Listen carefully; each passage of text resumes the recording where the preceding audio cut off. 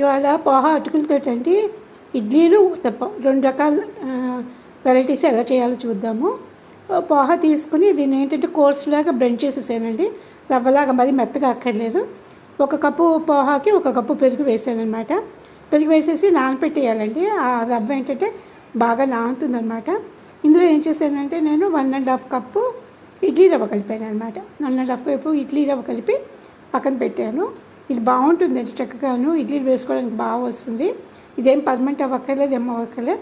కాకపోతే కొంచెం ఈనో అయితే కలుపుకోవాలి, ఎందుకంటే మరీ మనం వెంటనే ఇన్స్టెంట్గా వేసేసుకుంటున్నాం కదా, అందుకని ఈనో మాత్రం కలుపుకోవాలి. ఈనో లేకుండా రాదు. అదే కనుక మీరు పొద్దున్న కలుపుకుని సాయంత్రం వేసుకున్నారనుకోండి, అప్పుడైతే ఈనో కలపక్కర్లేదు అనమాట. ఈనో కలపడం ఇష్టం లేని వాళ్ళు అలా చేయండి, లేకపోతే ఇట్లా ఇన్స్టెంట్గా చేసేసుకోవచ్చు. చాలా ఫ్లఫీగా బాగా వస్తాయండి ఇడ్లీలు, చాలా బాగుంటాయి. మామూలు మన ఇడ్లీలు ఎలా ఉంటాయి అంతకన్నా బాగుంటాయి. ఇంకా ఇందులో 2 స్పూన్స్ నేను రాగి పిండి కూడా కలిపానండి. రాగి పిండి కూడా కలిపితే బాగుంటుంది అనేసి కలిపేసేసి ఇడ్లీలు కాదనమాట, ఇడ్లీ ప్లేట్స్లో వేసేసుకోవాలన్నమాట. ఇడ్లీ ప్లేట్స్లో వేసేసుకుంటే అంటే ఇడ్లీ ప్లేట్స్ని తడిపితే సరిపోతుందండి. ఆయిల్ ఏం గ్రీస్ చేయక్కర్లేదు, తడిపినా బాగానే వచ్చేస్తాయి. కాస్త రుచికి సరిపడా సాల్ట్ వేసుకోవాలన్నమాట. సాల్ట్ వేసేసుకుని చేస్తున్నాను. ఇదేంటంటే కొబ్బరి, శనగపప్పు, కొత్తిమీర, పుదీనా, పచ్చిమిరపకాయలు వేసిన చట్నీ అనమాట. ఆ చట్నీ ఇందులోకి చాలా బాగుంటుంది. కొత్తిమీర, పుదీనా టేస్ట్ చాలా బాగుంటుందండి. మా టెర్రస్ గార్డెన్లో బాగా వస్తున్నాయి, అవే వేసాను అనమాట. పుదీనా అయితే చాలా బాగా అల్లుకుంటుంది. ఇట్లా ఇడ్లీ ప్లేట్స్లో వేసేసుకోలేను. ఇదేంటంటే ఇడ్లీ పిండిలాగే ఉండడం అనమాట, మరి పలుచగా కాదు గట్టిగా కాదనమాట, మామూలుగా ఉండడం అనమాట.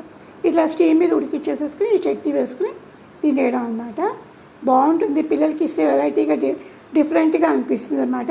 అసలు కొంచెం చట్నీ మధ్యలో వేసి పైన పిండి వేస్తే మధ్యలో చట్నీ కూడా వచ్చి చాలా బాగుంటుందండి. డాక్లాగా ఉంటుందన్నమాట. అట్లా కూడా చేసుకోవచ్చు, మన ఓపిక అనమాట.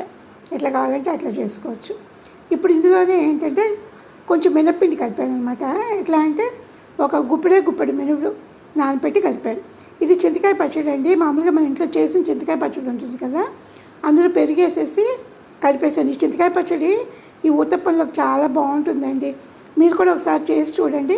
మన ఇంట్లో చింతకాయ తొక్కు ఉంటుంది కదా, పచ్చడి చేసుకుంటాం కదా, అది పోపు పెట్టి ఆవాలు, మెంతులు, ఇంగువ వేసేసి కొంచెం బెల్లం వేసి నూరుకుంటాం కదా, అందులో పెరుగు కలిపేసుకోవడం.